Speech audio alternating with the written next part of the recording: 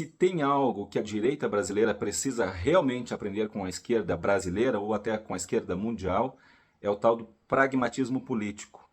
Digo isso com base no assunto que estamos tratando já há alguns vídeos aqui no canal, sobre quem seria o vice ideal para o Flávio Bolsonaro. Uma vez que Flávio Bolsonaro, penso eu, que definitivamente será sim o candidato da direita à presidência da República. Recentemente, vou até colocar aqui um corte para vocês acompanharem, recentemente eu assisti um comentário do Piperno, que é um comentarista político, acho que da Jovem Pan, não é mesmo? E ele, notoriamente, é um sujeito de esquerda, né? E ali, nesse comentário, ele coloca claramente que o PT está prestes a cometer um erro grotesco, um erro de amador na política. Que erro é esse? Segundo ele, o PT estaria tendencioso a escolher um vice mais radical para a chapa do Lula em 2026. Na verdade, o PT está muito perto de cometer um grotesco erro de avaliação. O PT, desde a primeira eleição presidencial na redemocratização, ele perdeu todas quando ele teve um vice de esquerda, um vice com um perfil igualzinho do presidente Lula, e foi assim, olha, com Bisol, Mercadante e Brizola, as 3 eleições que o Lula perdeu. E o Haddad perdeu com a Manuela Dávila como vice. Agora, o PT venceu todas em que ele teve como vice um moderado. Por quê? Porque isso dá uma oportunidade de se conversar com outros setores da sociedade. Isso é elementar. Ele apresenta dados. Todas as vezes que o PT perdeu a eleição presidencial, ele perdeu porque teve uma chapa sangue puro, esquerda-esquerda, né? Esquerda radical, esquerda radical.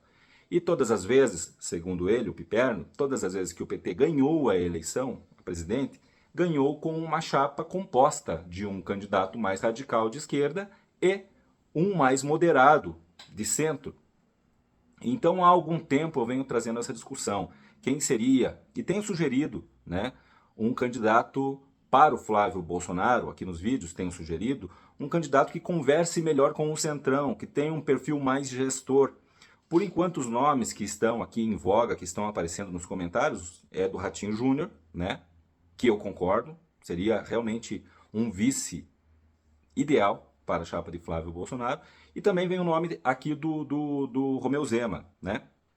O Ratinho tem um cabo eleitoral, reitero isso, espetacular, que é o pai dele, né? Então o pai dele é conhecido no Brasil todo, e isso ajuda demais, né?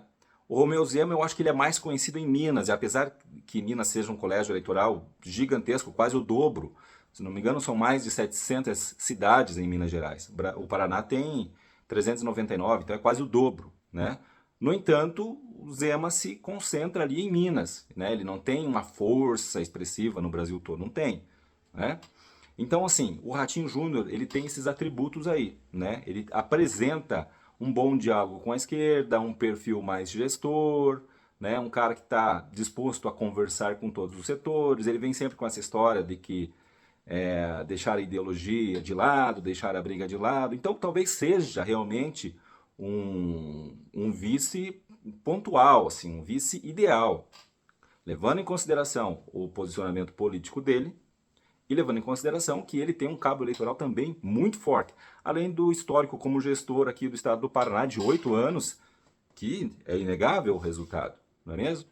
Então veja só, voltando ao ponto do vídeo aqui, a esquerda conhece isso muito bem, conhece a necessidade de você compor, de você ter um vice que não tenha o mesmo perfil ali político-ideológico do candidato da cabeça, né? E, segundo o Piperno, o PT está prestes a cometer. Vamos torcer para que eles cometam esse erro. Vamos lá, coloquem aí o Boulos como candidato a vice do Lula. Vai ser espetacular, né? Aí eles realmente jogam a toalha, né? Por quê? Porque não alcançarão um eleitorado mais de centro.